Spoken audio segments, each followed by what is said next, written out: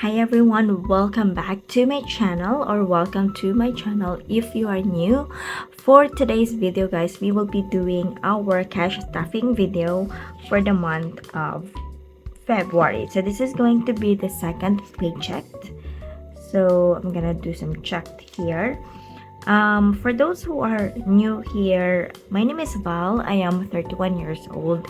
I live in Cebu, Philippines, guys, and my channel is all about my own personal financial journey in which I share my personal finance tips, tricks, and whatever that might be very helpful for anyone who are in needs of financial guidance. So to me, some tips might work for you, or some ideas or concept in budgeting might work for you. So that's why I'm also sharing here in our channel. I do bi-monthly cash stuffing videos, guys. This is going to be the second paycheck for the month of February. So the very first thing that I usually do before I start is I write down my budget expectation and how much is the actual income that I receive. So for my income, guys, I do work as a full-time corporate employee, which is my main source of income, and this is going to be my side business in which I'm in the event services and I'm earning in the quarterly basis. And I do have a affiliate and a digital product in which I'm selling in rocket.ph and a YouTube channel, so which I'm not writing anything as a budget because they are not regular. I am not earning on a monthly basis, so right now I'm just putting in the expected amount that I'm expected amount for my full-time job, so which is 18,000, but I've earned 21,300, so that's above of what I am expecting. So that's nice. As always, it's nice. So let me just color, because I bought this highlighters, by the way, in DIY, which is very cute. It's less than 100 pesos. So my total income is 21,300, and then we're also gonna need to list down the expected expenses. So these are actually my fixed expenses that allocated on a bi-monthly setup, and we're gonna go deep on that later on. So this is, ito nga pala yung ating ang tawag dito, ito yung ating cash envelope. Wait lang guys, kasi baka malito tayo. Okay, here. Like that. So this is our cash envelope, which I am reusing the Starbucks planner. Next is yung next natin dito is to clear out our envelopes. So I'm gonna clear later on the debt, the savings, and by the way, I'm gonna need to pay my credit card statements.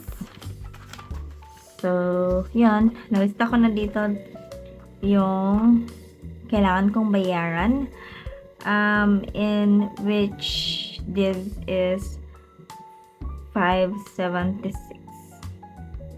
for the education.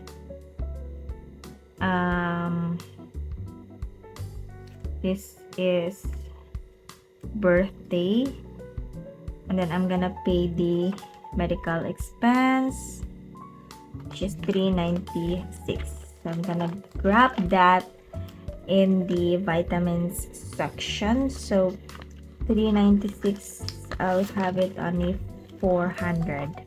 I see if we have an amount of 400 here. Wala. So exchange na lang muna.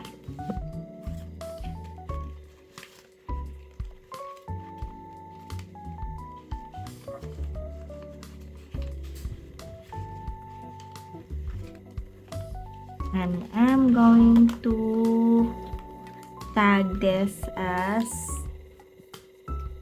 paid. Rose Pharmacy. Paid. Okay. Let me tag this one, guys. Then, of course, I'm going to put this back in the vitamins envelope kasi yun nga. Then we have the Netflix, which is $5.49, but again, I only have 500, so I'm just gonna highlight and less 49. Okay, then Metro for the school, which is 106. Maybe I'll pay that later on. Then I have the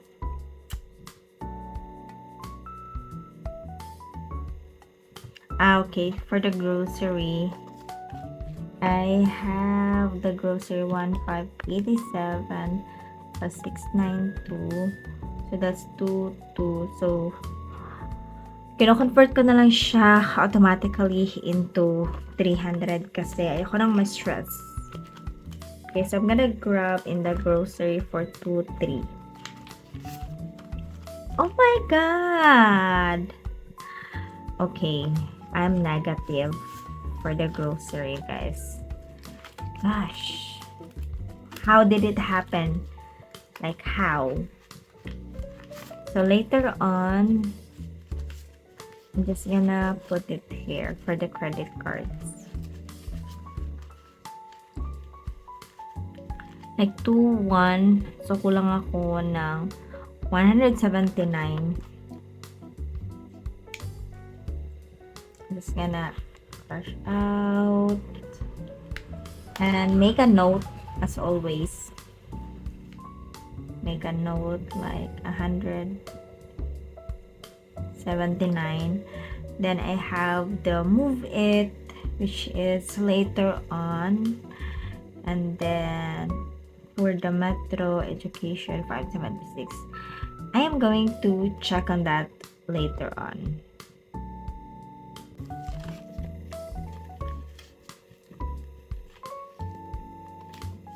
So, yep, I think I'm all good. So let me check. I have a rollover here, and then I also have like rollover last month. So yeah, later on, education and swimming class. So mamaya na. Then I have my vitamins. Okay, I think we're all good. So let's start with our cash stuffing. Looking at the budget, we have 1,500 plus 400, so 19. But the thing is, I don't have a 1,900. So I think I'll just do the 1,500. Okay, 1,500, and then the 400 is here. Kasi yung 400, guys, yung 400 galing siya sa ano, para siya sa passport.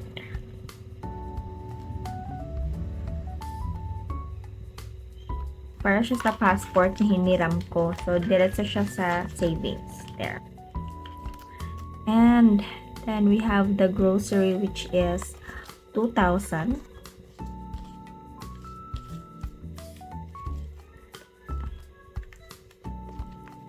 So the goal here for the next months is to ensure na meron talagang savings. So let's have the grocery, and then we have allowance 3,750. Yun lang nga, wala tayong ano, like 2, 3, 700. So wala akong 50 pesos. So I'll just set aside the 50 pesos guys because wala tayong 50 pesos. So, just have to let's transpo. I think the transportation guys I need to increase kasi nagmo-move it na ako ngayon. So if you are familiar with the motorcycle guys, it makes my life super convenient. Like I can pay it via the credit card and yeah, paying it via credit card. So, tapos ang mura lang niya. Like, galing sa school papunta dito, I can pay 23 pesos or 26 pesos. Depends on the gaano kalayo yung location. So, yan. I need to see how much should I be increasing for the transpo, guys. Because, or maybe it's from my allowance. So, let's see na lang talaga. And I have the Veco, which is 1K. And then for Mamshi, which is 1K. So for someone who doesn't know who is Mamshi, she's my mother-in-law, which we are giving out 2K each month to add for her medical expense, guys. So, yun. And then let's have the medical vitamins, which is 500. Then swimming class, which is 2,200. Let's see if may 300 dito. Yep, may 300. And let's see, 1, 2, 5. Yan. There we go. 1, 5, and 750. 750. So 250. So I'm putting aside always, guys, for the tuition fee of that much. Para ready ako sa upcoming na high school ng aking anak. So let's 2, 5, 2, 2, 1, 2, 5.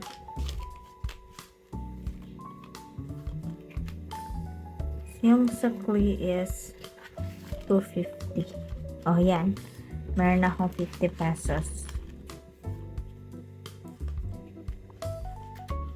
So, ano tayo ngayon? This is 221, 24, ano ba yan? Plus 250. 250 plus 66, 800, 850. So, yung ano guys, yung 66, nasa ano ko na siya, sa CIMB account. So, nag-earn na siya ng mga interest doon.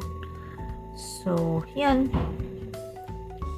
Nalalagay ko siya sa CIMB. Although, hindi pa naman talaga ako totally nagbabayad ng tuition. But, I'm saving up para ma-practice ko na yung self ko if hindi, kaya ba ng salary ko to pay for the tuition fee for my kid. And then we have the medical funds, which is 1, 2.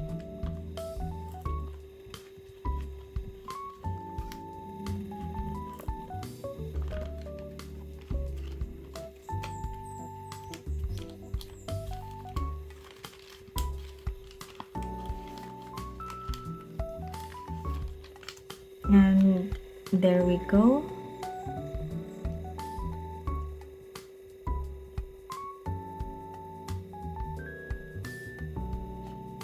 plus 1, 2.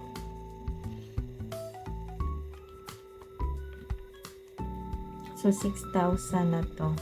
Okay. So, I need to deposit this, by the way. Ayan, 10, 10, 10. Tapos, sa miscellaneous naman natin is that we have the 500 thing. For the miscellaneous, of course.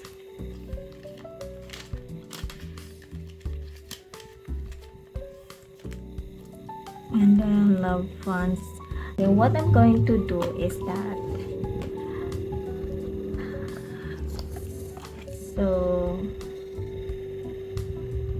meron tayong sobra dito na pera, guys, which is hindi naman talaga siya intended to spend. So I think 21,300 minus 17,300. So technically 21,300, 17,300. So, may sobra pa na 4K. So, let's see. 1, 2, 3, 6, 7, 8, 9, 10. Na 50. Okay. So, yun, may sobra nga ako na 4K, guys. Which is, nilalagay ko siya sa savings. Sa savings. And then, magdi-discover na naman tayo kung paano natin siya i-save up.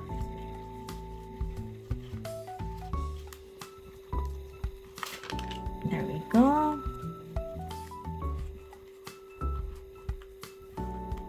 Okay. So, we have 1, 2, 3, 4. See? I've got 4K for the savings. And our next video is going to be about savings.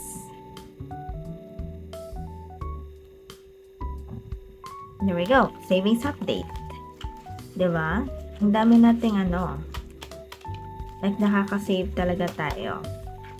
But the good thing is, it's good. Diba? Anyways, nag-increase na talaga yung aking expenses in terms of transportation kasi sobrang nalilibang na talaga ako sa Move It, guys.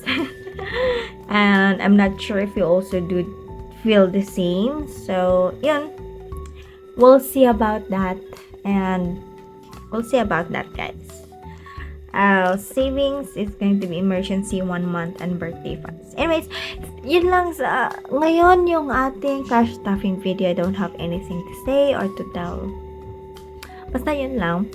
And then, I'll see you on our next video, which is savings and debt update. Thank you so much for watching, guys. I love you and I really do appreciate all of you. Please do subscribe to my channel if you like this kind of videos to see more, and then hit the notification bell. And if you do have any family, friends, or relatives who are really in need of this kind of videos, please do not hesitate to share. And I will see you in our next video. Bye, guys.